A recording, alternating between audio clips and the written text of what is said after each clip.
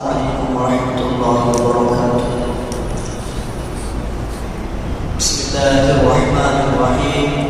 الحمد لله رب العالمين، والصلاة والسلام على سيد الأنبياء والمرسلين وعلى آله وجميع أصحابه رضوان الله تعالى عليهم أجمعين. أما بعد، فأعوذ بالله من الشيطان الرجيم. بسم الله الرحمن الرحيم. يا أيها الذين آمنوا كتب عليكم الصيام كما كتب على الذين من قبلكم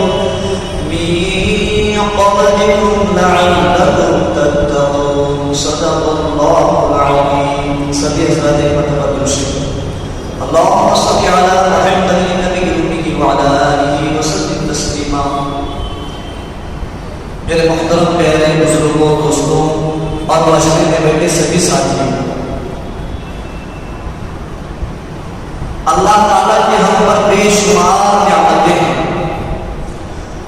اور اللہ رب العزت کی اتنی نعمتیں ہیں کہ ہم اس کو گن نہیں سکتے، شمار کر نہیں سکتے. اور اللہ رب العزت کی کچھ مخصوص نعمتیں ہیں جو اللہ رب العزت بندوں کو عطا کر دیتے ہیں، اور بندوں کو اس میں اختیار دیتے ہیں کہ وہ نعمتوں کا صحیح استعمال بھی کر سکتا ہے اور وہ نعمتوں کا غلط استعمال بھی کر سکتا ہے. جیسے کہ میں مثال دوں آپ کو کہ اللہ رب العزت نے مجھے نعمت مال دی. مثال کے طور پر اللہ نے مجھے 1 کروڑ روپے دیے. اب میں ان پیسوں کو کہیں بھی کسی جگہ بھی جس کو چاہوں اس کو دے سکتا ہوں. اس کا میں صحیح استعمال بھی کر سکتا ہوں، اس کا میں غلط استعمال بھی کر سکتا ہوں. وہ نعمت تو اللہ ہی کی طرف سے ہے، لیکن اللہ نے مجھے اختیار کیا کہ اب اس مال سے صحیح جگہ استعمال کر سکتا ہوں، غلط جگہ استعمال کر سکتا ہوں، جب چاہوں جیسے چاہوں جسے بھی دے سکتا ہوں. ایسی اللہ کے خزانوں میں کچھ ایسی نعمتیں ہیں جسے اللہ چاہے وہ نعمتیں اسی کو ملتی ہیں. انہیں نعمتوں میں سے ایک نعمت رمضان المبارک کی نعمت ہے. یہ رمضان کا مہینہ جو قریب ہے، یہ کوئی معمولی نعمت نہیں ہے. وہ مہینہ آ رہا ہے جس میں اللہ نے مغفرت کے وعدے رکھے ہیں، جس میں رحمتوں کی بارش ہوتی ہے، جس میں برکتوں کی بارش ہوتی ہے، جس میں ہم جیسے گنہگاروں کو، ہم جیسے سیاحوں کو، ہم جیسے بدکاروں کو، ہم جیسے بدبختوں کو اللہ ایک پھر سے موقع عنایت فرما رہے ہیں. میرے بھائیوں ذرا غور کرو، ہمارے ساتھ کئی ایسے ہمارے بھائی تھے جو ہمارے ساتھ اڑتے تھے، ہمارے ساتھ بیٹھتے تھے، ہمارے ساتھ چائے وغیرہ میں شامل ہوتے تھے، ہمارے ساتھ مسجدوں کو نمازوں کی رعایت کرتے تھے، ہمارے ساتھ اپنے تعلقات تھے. لیکن آج وہ اپنے مالک کی حقیقی سے جا ملے ہیں. آج وہ قبروں کے اندر سوئے ہوئے ہیں. آج وہ اپنے آخرت کے سفر کا آغاز کر چکے ہیں. کیوں؟ کہ موت نے انہیں آپ پکڑا. یہ موت جو ہے وہ اللہ نے اختیار کی تھی. اللہ چاہتے تو ہم تمام کو بھی اللہ موت دے سکتے تھے. رمضان جیسا مہینہ آنے سے پہلے ہم مر چکے ہوتے، ہم بھی قبروں میں جا کر پڑے رہتے. وہ اللہ رب العزت کا انعام ہوا، اللہ رب العزت کا احسان ہوا، اور اس نے شکر ادا کرے کہ اللہ نے ہم کو یہاں تک پہنچایا ہے. اللہ سے امید کرتے ہیں کہ اللہ رمضان کے مہینے بھی پہنچائیں گے، اور رمضان کو جس طرح گزارنا ہے اللہ کو اس طرح گزارنے کی توفیق بھی دیں گے. میرے بھائیوں سے بات غور کرو، میرا اور آپ کا معاملہ میں سامنے رکھتا ہوں کہ آج میرے گھر کے اندر کوئی نکاح آتا ہے، میرے گھر کے اندر کوئی فنکشن آتا ہے، میرے گھر کے اندر کوئی کاریہ آتا ہے، تو میرے گھر کا بچہ، میرے گھر کا بوڑھا، میرا گھر کا جوان، میرے گھر کے مرد، میرے گھر کے عورتیں، میرے گھر کے تمام افراد اس کاریہ کو کامیاب بنانے کے لیے، اس فنکشن کو کامیاب بنانے کے لیے، اس نکاح کو کامیاب بنانے کے لیے دن رات کی محنت کرتے ہیں. 30 تاریخ کو اگر شادی ہے تو ہم 10 تاریخ سے، 20 تاریخ سے، 15 دن پہلے، 20 دن پہلے، مہینے پہلے سے تیاریوں میں لگ جاتے ہیں کہ اگر مہمان ہماری شادی میں آئیں گے، مہمان ہمارے فنکشن میں آئیں گے، مہمان ہمارے کاریہ میں آئیں گے تو یہاں سے ناراض ہو کر نہ جائے، یہاں سے خوش ہو کر جائے، دعائیں دے کے بھی جائے. کوئی چاول کا حساب کر رہا ہے، کوئی دال کا حساب کر رہا ہے، کوئی ٹیبل کا حساب کر رہا ہے، کوئی کرسیوں کا حساب کر رہا ہے. اچھا فنکشن کا دن آتا ہے اس میں بھی ہم خدمت میں لگے ہوئے ہیں. کیوں؟ یہ دنیا کے اعتبار سے ہماری تیاریاں ہیں. اب ذرا بتاؤ تو صحیح، اب ذرا بتاؤ تو صحیح کہ ہم نے رمضان المبارک کی کیا کیا تیاری ہے۔ میرے بھائیوں، ایک چھوٹے سے فنکشن کے لیے آدمی مہینہ پہلے تیار ہوا ہے، اس کی تیاریوں میں لگ رہا ہے، اپنے آخرت کا سفر جو کبھی اچانک شروع ہو سکتا ہے، کبھی موت آ سکتی ہے، کیا ہم نے اس کی تیاری کی؟ ہم نے اس کی تیاری تو نہیں کی۔ اب رمضان کا مہینہ آ رہا ہے، ہم جس نبی کے ماننے والے ہیں، جس نبی کی اتباع کرنے والے ہیں، جس نبی کی پیروی کرنے والے ہیں، جس نبی کے راستے پہ چلنے والے ہیں، جس نبی کی سنتوں کو اپنانے والے ہیں، وہ نبی کا کیا معاملہ تھا؟ ہم سنتے ہیں معاملہ کہ اللہ کے حبیب صلی اللہ علیہ وسلم رمضان کے تقریباً 2 مہینے پہلے سے اس کی تیاریاں شروع کرتے تھے اور کیا دعا پڑھتے تھے؟ اللہم بارک لنا فی رجب و شعبان وبلغنا رمضان، کہ اللہ رجب و شعبان کے مہینے میں برکت عطا فرما، رمضان کے مہینے تک پہنچا۔ تو اسی کی تیاری کے لیے ہم یہاں جمع ہوئے۔ استقبال رمضان کے عنوان میں جو پروگرام رکھا ہے، آپ یقین کریں اگر یہاں خالی آپ آئے اور خالی ہاتھ جائیں گے تو تمہارا کچھ بھی فائدہ نہیں ہوگا۔ یہاں جب آئے ہیں تو اللہ کے فضل و کرم سے ہے، لیکن یہاں اٹھیں گے تو یہ ارادہ لے کر اٹھیں گے کہ میرا رمضان صحیح طریقے سے گزرے، میرا رمضان ایسے گزرے جیسا میرا اللہ مجھ سے چاہتا ہے، میرا رمضان کس طرح گزرے کہ جب میرے عید مکمل ہو تو میں فخر سے یہ کہہ سکوں کہ ہاں میں نے عبادتیں کی ہیں، ہاں میں نے جس طرح رمضان گزارنے کا حق تھا اس طرح رمضان گزارا ہے۔ ہم اسی ارادے کے ساتھ یہاں سے اٹھنے کی پوری کوشش کریں۔ میرے محترم بزرگوں، دوستوں، رمضان کی فضیلت پر، رمضان کی اہمیت پر جہاں جہاں بیانات ہوتے ہیں، ہم نے اس آیت کو ہر بیان میں سنا، کیونکہ یہ ہر میرے خیال سے تو ہے کہ مجمع میں سبھی آیت کے حافظ ہوں، کیونکہ یہ آیت رمضان کے متعلق اللہ رب العزت کی طرف سے وارد بھی ہے، اللہ کی طرف سے نازل بھی ہے۔ کیا وہ آیت ہے؟ اللہ رب العزت فرماتے ہیں یا ایھا الذین آمنوا، اے ایمان والوں، میرے بھائیو، اللہ نے یہ نہیں کہا کہ اے عیسائیو، اللہ نے یہ نہیں کہا کہ اے یہودیو، اللہ نے یہ نہیں کہا کہ اے منافقو، اللہ نے یہ نہیں کہا کہ اے مجوسیو، اللہ نے یہ نہیں کہا کہ اے ہندو، اللہ نے یہ نہیں کہا کہ اے کافرو۔ اللہ یہاں پر کیا فرما رہے ہیں؟ اے ایمان والوں، اللہ براہ راست میرا اور آپ کا نام لے کر مخاطب ہو رہے ہیں، میرا اور آپ کا نام لے کر پکار رہے ہیں۔ اے میرے محترم بھائیو، بزرگوں، دوستوں، اللہ رب العزت نے توراۃ کے اندر بنی اسرائیل کو ایک مرتبہ صرف مخاطب ہو کر فرمایا تھا تو بنی اسرائیل کے لوگ اس پر فخر محسوس کرتے تھے، اس پر خوشی مناتے تھے، اس پر اپنا سینہ چوڑا کرتے تھے اور کیا کہا کرتے تھے کہ اللہ نے ہمارا براہ راست نام لے لیا ہے، ہم اللہ کے بیٹے ہیں، ہم اللہ کے چنندہ ہوئے چنے ہوئے بندے ہیں، ہم اللہ کے پیارے اور مخصوص بندے ہیں۔ اے میرے بھائیو، میرا اور آپ کا نام اللہ نے قرآن مجید میں براہ راست ایک بار نہیں، 2 بار نہیں، 3 بار نہیں، 10 بار نہیں، 20 بار نہیں، 30 بار نہیں، 50 بار نہیں، میرے بھائیو، بزرگوں، دوستوں، 89 مرتبہ، 190 دفعہ اللہ نے قرآن مجید میں ہمیں یا ایھا الذین آمنوا سے مخاطب کیا ہے۔ اللہ فرما رہے ہیں اے ایمان والوں، اپنا وقت اس سے جھلکتا ہے۔ میرے بھائیو، دنیا کا ایک ضابطہ ہے، اگر دنیا کا کوئی بادشاہ ہو، دنیا کا کوئی سلطنت رکھنے والا، حکومت رکھنے والا، نوکر چاکر رکھنے والا، مالوں کے انبار رکھنے والا، بڑی بادشاہت کا مالک ہو، بادشاہ ہو، اگر وہ اپنے دربار میں کسی عام آدمی کو، عام لوگوں میں سے، عام جنتا میں سے کسی اپنے دربار میں کسی کو مدعو کرتا ہو، دعوت دیتا ہو، اور وہ عام آدمی اگر بادشاہ کے دربار میں لایا جائے، بادشاہ کے دربار میں حاضر ہو جاتا ہے تو بادشاہ سلامت خود اس کے بات کرنے سے پہلے خود پہل کرے بات کرنے میں، تو بتاؤ تو صحیح کہ اس عام آدمی کی کیا حالت ہوگی؟ خوشی سے وہ سما نہیں سکے گا، کیونکہ بادشاہ سلامت کی وہ حیثیت کو جانتا ہے اور اپنی حیثیت کو بھی جانتا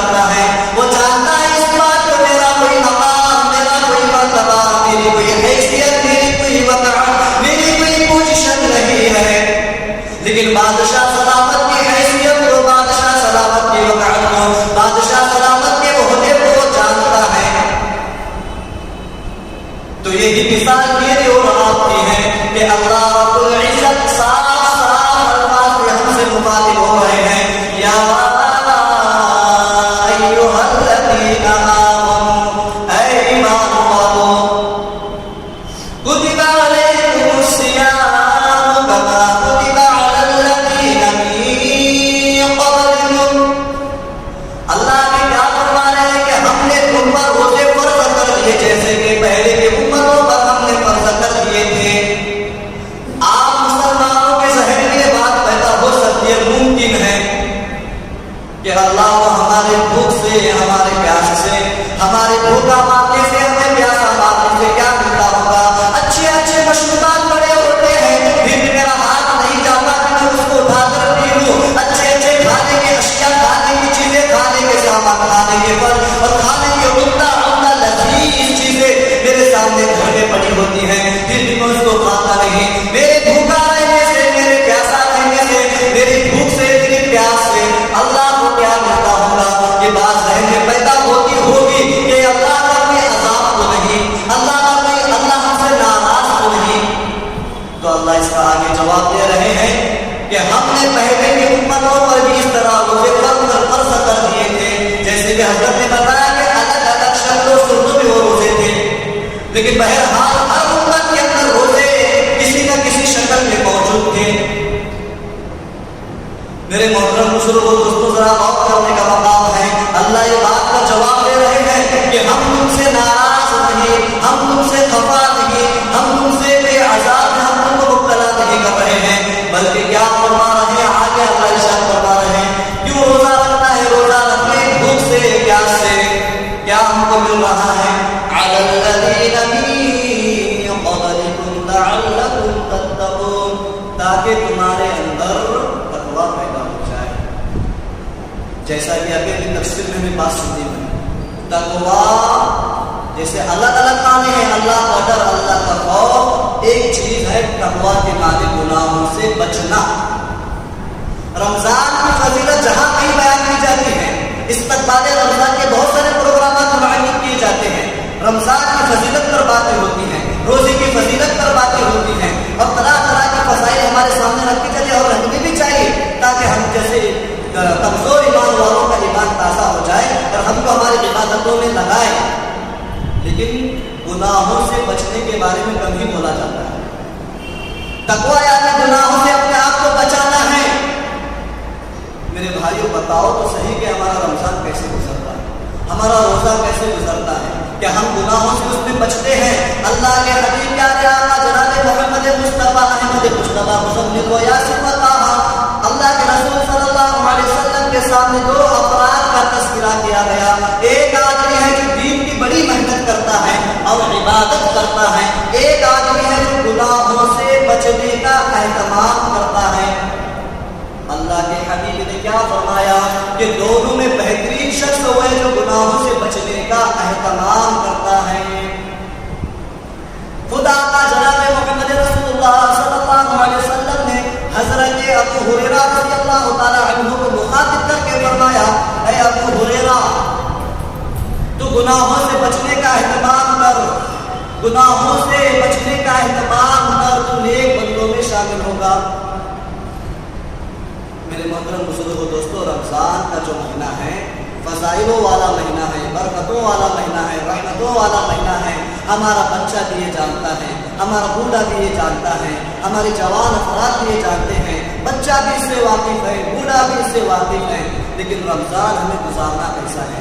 اگر یہاں سے اٹھ کر جائیں گے، جیسے کہ بتایا آپ نے بھی کہ اگر جیسے ہمارا پہلے رمضان گزرے ہیں، صبح سحری کیے، رات افطاری کیے، دن بھر روزہ رکھ رہے اور کیا کر رہے؟ روزے میں وقت نہیں گزرتا، اس ٹی وی لگا کر بیٹھے، 2.5 گھنٹے کی ایک مووی چلتی ہے، 2.5 گھنٹے دیکھا، اس کے بعد مووی ختم تو دوسری مووی دیکھ رہے ہیں، ایک سیریز دیکھی دوسری سیریز کے اندر مبتلا ہے۔ میرے بھائی، وقت گزارے ہم نے اس طرح کی، کیا روزے کا یہی مقصد تھا؟ ہم کو بھوکا مارنے سے، پیاسا مارنے سے اللہ کو کیا ملتا ہوگا؟ میرے محترم بزرگوں، دوستوں، ہمارے اندر بہت ساری کمزوریاں ہیں۔ مجھے عنوان بھی مجھ جیسے ناچز کو یہاں پر آنے کا موقع ملا اور پہلی مرتبہ میں یہاں پر آیا ہوں۔ پہلی مرتبہ میں نے مسجد میں قدم رکھا ہے. اللہ کا شکر ہے کہ اللہ نے آپ کے تمام سامنے مجھے بولنے کی کچھ نہ کچھ توفیق دی ہے. میرا جو عنوان بھی یہاں دیا گیا ہے رمضان اور ہماری بے فکری، جیسے کہ حضرت کے تفسیر سے ہمارے سامنے رمضان کی فضیلتیں آ چکی ہیں. میں بہتر یہ سمجھتا ہوں کہ ہماری بے فکری پر میں تھوڑی روشنی ڈالوں تاکہ ہم ان بے فکریوں سے بچنے کی پوری کوشش کریں.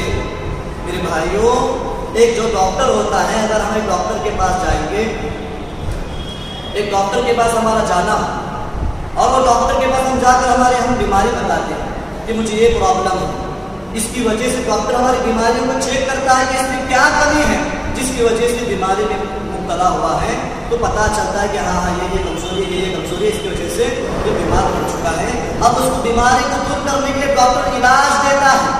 یہ ٹیبلٹ ہے، یہ دوائی ہے، یہ کورس ہے، اتنا اگر تم کھاؤ گے، پیو گے، احتیاط کرو گے، پرہیز کرو گے، اپنے آپ کو چیزوں سے بچاؤ گے، جن چیزوں کو کھانے آئے اس چیزوں کو کھاؤ گے، جن چیزوں سے بچنا ان چیزوں سے بچیں گے تو تم اچھے ہو جاؤ، شفا حاصل آپ کو ہوگی، تندرست ہو جاؤ گے، صحت مند ہو جاؤ گے. اسی طریقے سے اب ہماری جو کمزوریاں ہیں اس کو دور کیسے کریں گے؟ رمضان میں ہماری جو بیماریاں ہیں اس کو دور کیسے کریں گے؟ اس کا علاج کیا ہے؟ تو ہمارے جو اکابر علماء کرام ہیں اس کا علاج بھی بتا دیتے ہیں تاکہ ہمارا وقت جو ضائع جاتا ہے وہ صحیح انداز میں جائے. رمضان ہم کس طرح گزاریں؟ میرے محترم بزرگوں دوستوں، رمضان کا مہینہ اللہ تعالیٰ قریب ہمیں عطا کرنے والے ہیں. ہمارا ہر ایک کا معمول ہے روزہ رکھنے کے لیے ہم سحری بھی اٹھتے اور سحری کھاتے ہیں. اور بخاری کی روایت ہے کہ اللہ کے رسول صلی اللہ علیہ وسلم نے فرمایا سحری کھایا اور اس میں برکت، چاہے وہ ایک گھونٹ پانی ہی کیوں نہ ہو، چاہے وہ ایک کھجور ہی کیوں نہ ہو، لیکن سحری کھایا کرو، اس میں برکت ہے. اب سحری تو ہم الحمدللہ کھا لیتے ہیں، لیکن ہماری سب سے بڑی اگر کہتے میں صحیح ہوگا کہ رمضان کے اندر اٹھتے کب ہیں. سحری کو مشکل سے 15 منٹ باقی ہے، 20 منٹ باقی سحر کا وقت ختم ہونے میں تو ہمارا اٹھنا ہوتا ہے. اور اٹھ کر اتنے فاسٹ ہم سحری کرتے ہیں، فاسٹ نہیں کہ سپر فاسٹ ہم سحری کرتے ہیں. لیکن ہمارا کیا معاملہ ہے؟ ہماری نمازوں کا معاملہ پیسنجر کی طرح ہے، ہماری تلاوت کا معاملہ پیسنجر کی طرح ہے، ہمارے ذکر و اذکار کا معاملہ پیسنجر کی طرح ہے، لیکن سحری کا معاملہ سپر فاسٹ کی طرح ہے. اڑتا ہے فوراً، بنا دانت گھسے نہیں گھسے، منہ کی صفائی کی نہیں کی، ہوا لگا دے گا. اگر روزہ رکھنے کے بعد منہ سے بدبو نکلے گی تو مشک سے اللہ رب العزت مشک سے بڑھ کر اس کو بتایا گیا ہے. لیکن آدمی صبح دانت ہی نہیں گھس رہا ہے اور بعد میں اس کے منہ میں بدبو پیدا ہو رہی ہے اور اس کو اپنی فضیلت سمجھ رہا ہے. ارے جو بدبو نکل رہی ہے نا، یہ اللہ کے سامنے مشک بھی کر رہا ہے. بدبو نکلتی کیوں ہے؟ مادہ پیٹ حجر کھا لیا دن بھر، اس میں بدبو پیدا ہو گئی. اللہ رب العزت نے اس کی اتنی بڑی فضیلت بتا دی کہ مشک زیادہ قیمتی ہے.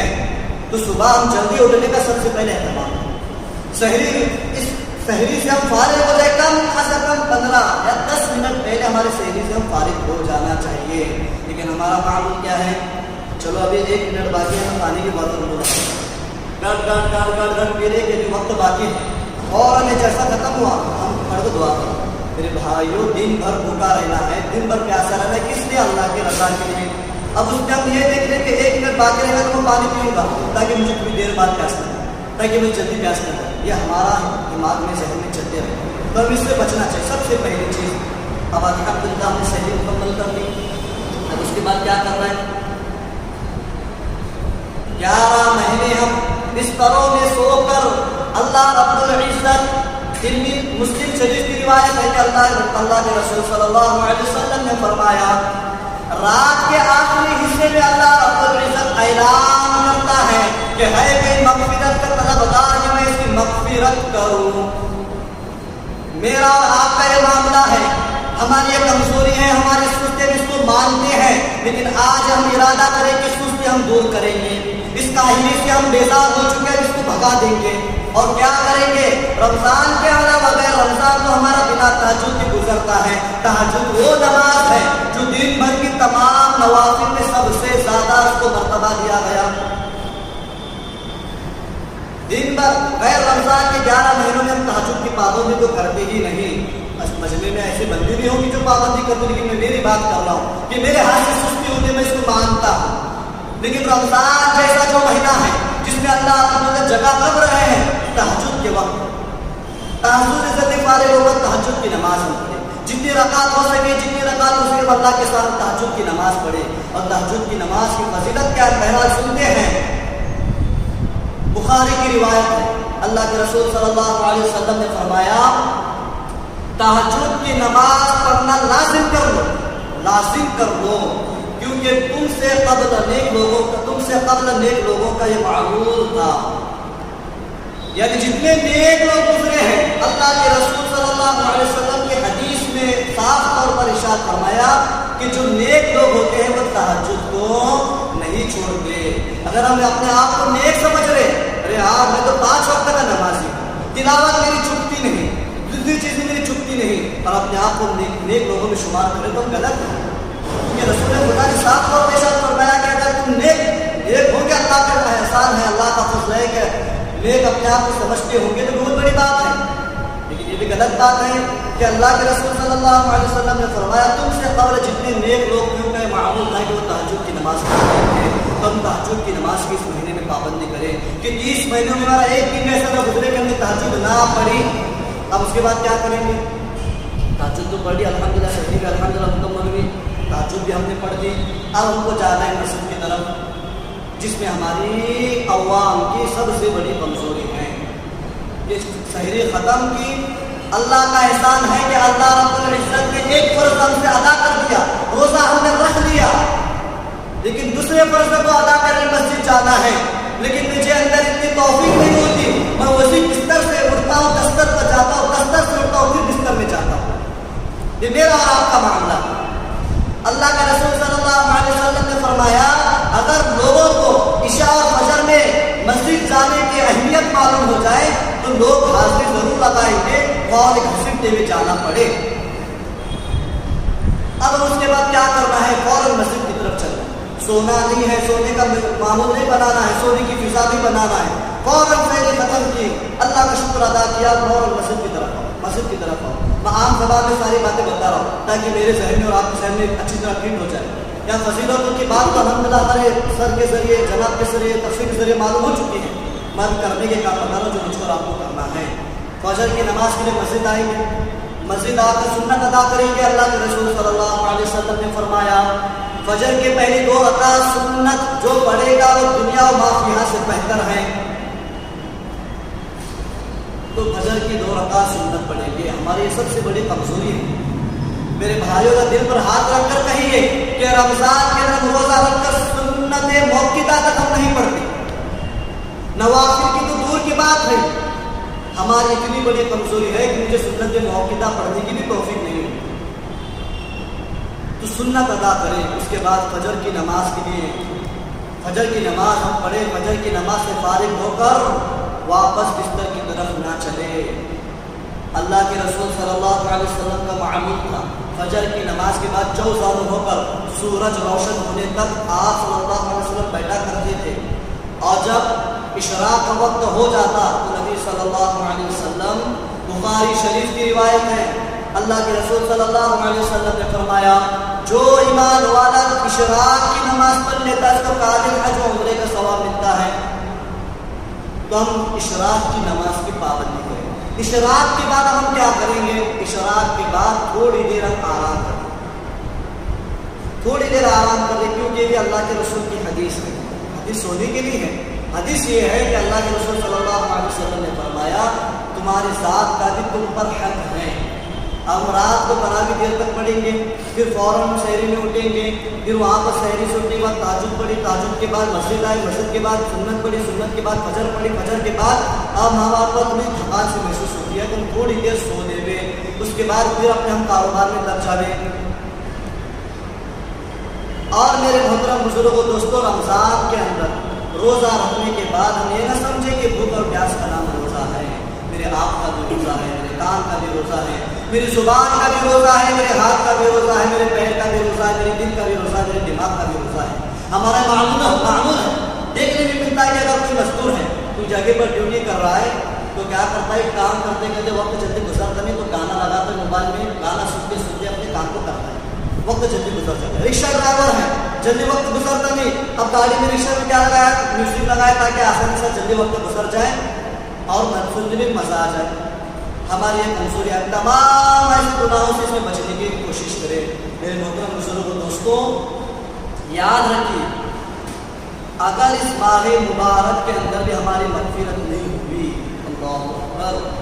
اگر اس میں بھی ہماری مغفرت نہیں ہوئی تو کیا اور کون سا ایسا مہینہ چاہیے جس میں ہم اپنے گناہوں کو اللہ کی طرف سے معاف کروا دیں؟ میرے نبی کی اس بد دعا کو تو اپنے ذہن میں بٹھا لو، میرے نبی کی اس بد دعا کو تو اپنے دل میں بٹھا لو، میرے نبی کی اس بد دعا کو تو اپنے رمضان کے مہینے میں اپنے گھر میں چپکا لو کہ بد دعا وہ کر رہے ہیں جو اپنی امت کو دعائیں کیا کرتے تھے، بد دعا وہ کر رہے ہیں تاریخ کے اندر زخمی ہو کر خون بہانا پسند کیا لیکن بد دعا کرنا پسند نہیں کی، بد دعا وہ کر رہے ہیں جو اپنی امت کے لیے دن رات ترستے رہے تڑپتے رہے۔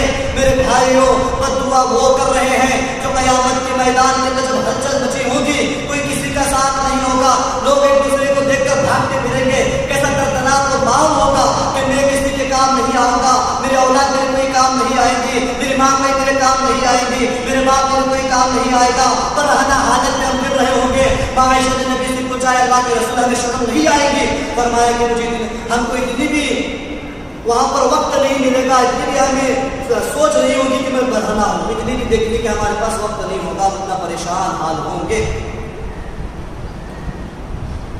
ویسی حالت میں ایک ہستی اپنے امتیوں کی سفارش کرے گی، وہ نبی ہمارے لیے بد دعا کر رہے تو سمجھ سکتے ہیں کہ بد دعا کتنی خطرناک ہے، جو جبرائیل علیہ السلام کے ذریعے کرائی جا رہی ہے، جو ہم سب جانتے ہیں۔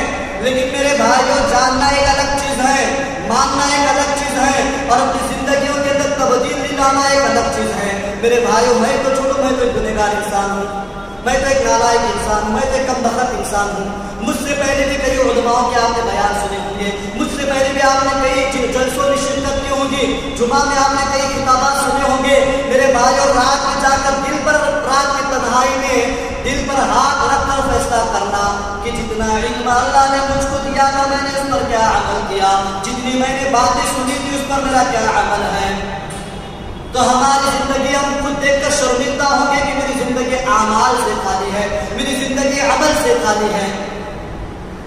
اللہ کے رسول کے وقت ہوا کہ منبر پر قدم رکھا، پہلا کہا آمین، دوسرے پر قدم رکھا کہا آمین، تیسرے پر قدم رکھا کہا آمین۔ صحابہ کی عادت تھی کہ اگر کوئی عجیب بات دیکھتی تو رسول صلی اللہ علیہ وسلم سے پوچھتے تھے، پوچھا اللہ کے حبیب آج کیا ہوا کہ ہم نے آج سے پہلے آپ کوئی چیز کرتے ہوئے نہیں دیکھی تھی، آج ایک عجیب معاملہ دیکھا۔ فرمایا کہ میرے پاس جبرائیل آئے تھے، وہ جبرائیل جو فرشتوں کے سردار ہیں، وہ جبرائیل جو فرشتوں میں سب سے جن کا اونچا مقام ہے۔ جبرائیل نے آخر میں کہا کہ ہلاک ہو جائے وہ شخص جس کو رمضان جیسا مبارک مہینہ ملے پھر بھی اس کی مغفرت نہ ہو۔ یہاں پر رونے کا مقام ہے کہ کتنے میرے رمضان ایسے گزرے ہیں جس میں میں نے پکچر دیکھے ہیں، کتنے میرے ایسے روزے گزرے ہیں جس میں میں نے ٹی وی دیکھی ہے، کتنے میرے رمضان کے روزے ایسے گزرے ہیں جس میں میں نے موبائل کے ذریعے کیسے کیسی چیزیں دیکھی ہیں۔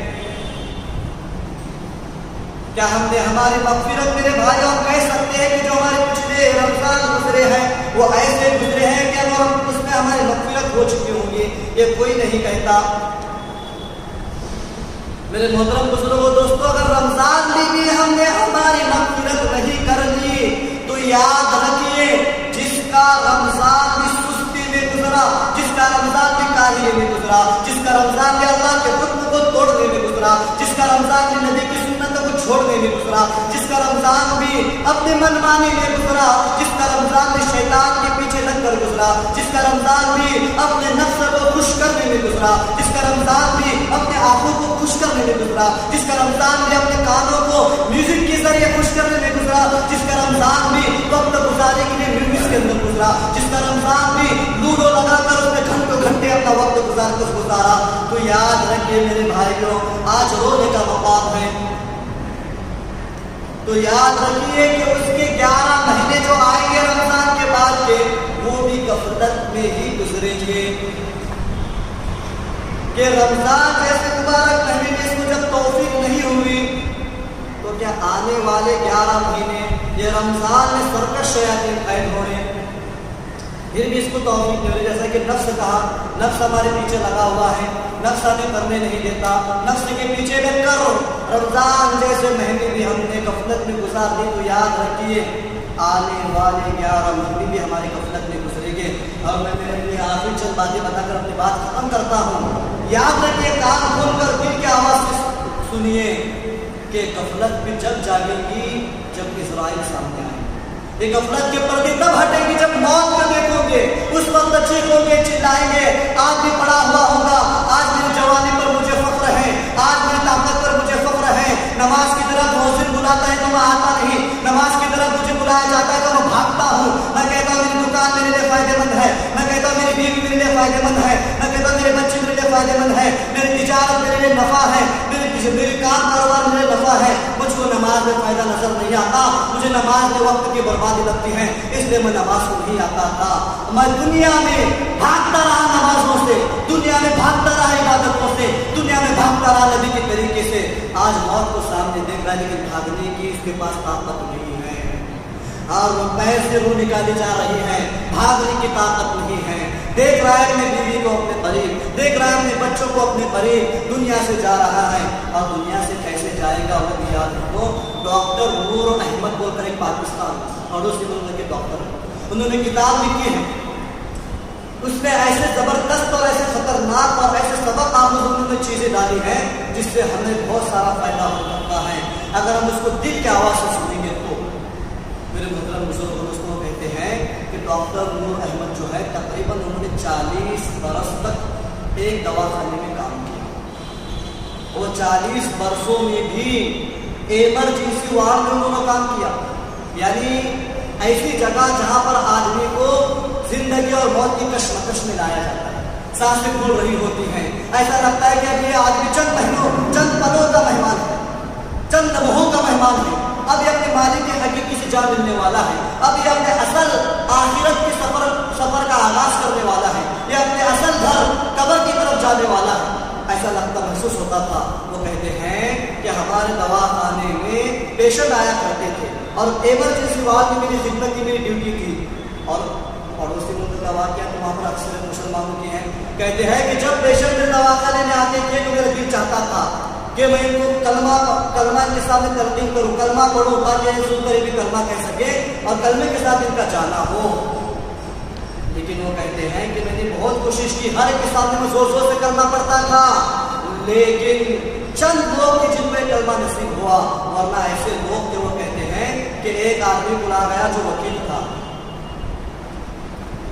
جب اس کے سامنے انہوں نے کلمہ پڑھنے کی تلقین کی, کلمہ پڑھا, کلمے کی آواز تو اس کے کان میں پہنچ رہی تھی اور ہمارے بھی کان میں پہنچے گی, لیکن یہاں پر اگر وہ نہیں ہوگا, پورے اعضاء میں ہمارے نہیں ہوگا, ہماری زندگی میں نہیں ہوگا, ہمارے گھر میں نہیں ہوگا, ہمارے تمام چیزوں میں نہیں ہوگا, تو اس وقت بھی ہماری زبان پر آ نہیں سکتا.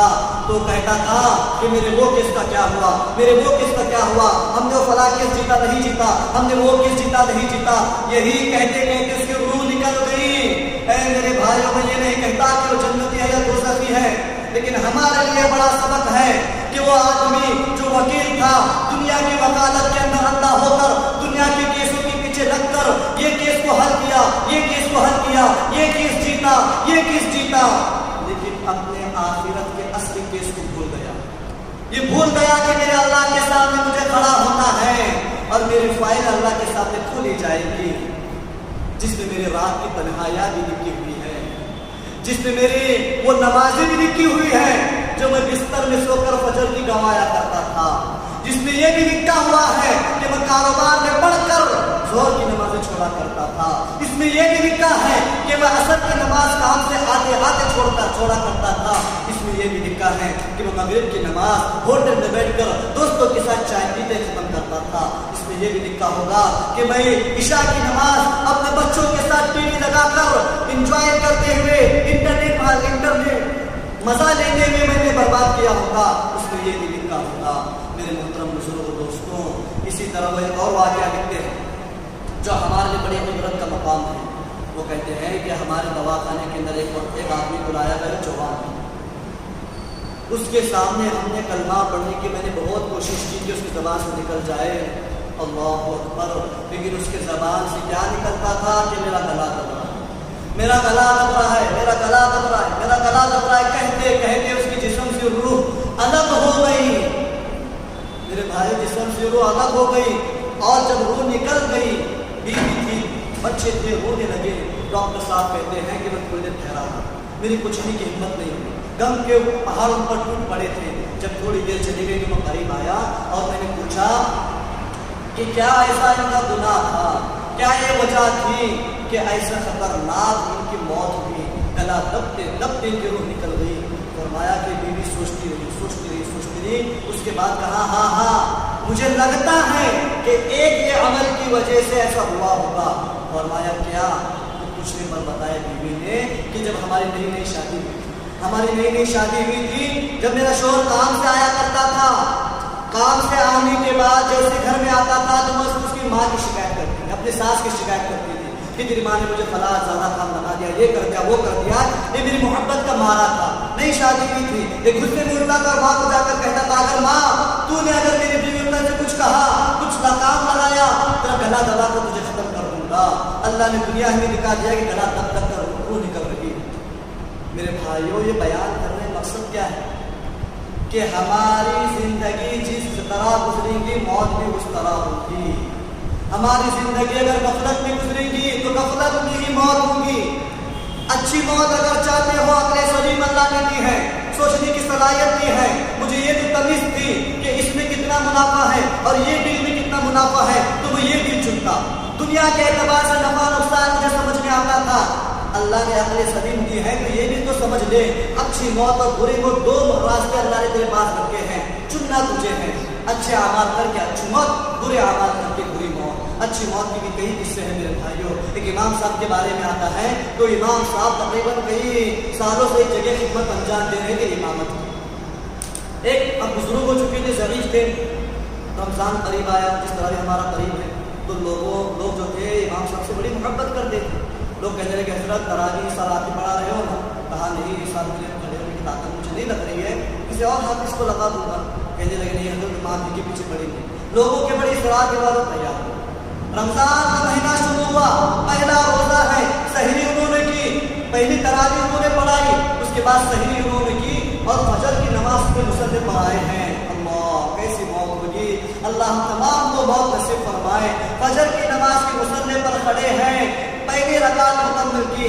پہلی رکعت سے اٹھنے میں جتنا وقت لگتا ہے کہ دل میں روح پرواز ہو گئی, روح نکل گئی. یہ ہے اچھی موت. میرے بھائیوں, کہنے کا اصل مقصد ہے میرا عنوان رمضان اور ہماری بے فکری.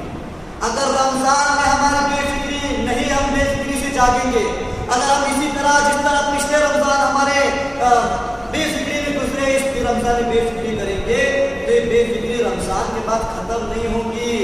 یہ بے فکری آگے کے 11 مہینوں میں ہمیں ستائیں گی, اور جب ہی نہیں ستائیں گی موت کے وقت تک ستائیں گی, اور بنا کرنے کے ہمارا جانا ہوگا. یہی میرا آج کہنے کا تمام بیان کرنے کا مقصد تھا کہ آنے والا مہینہ بڑی برکتوں والا مہینہ ہے, بڑی رحمتوں والا مہینہ ہے. ہم اس کا حساب کتاب لگائیں کہ میں کتنی قرآن ختم کروں, کتنی تسبیحات مکمل کروں, میں کیا کیا اس میں چیزیں کروں, عبادتوں کے اندر بڑھ چڑھ کر حصہ لیں اور خود عبادتیں کریں. میرا ایک لمحہ بھی غفلت میں نہ گزرے, اس کا ہم ضرور بضرور خیال رکھیں. اللہ ہم تمام کو رمضان کی قدردانی کرنے کی توفیق عطا فرمائے, اور رمضان آنے سے پہلے اس کی تیاری کرنے کی توفیق عطا فرمائے.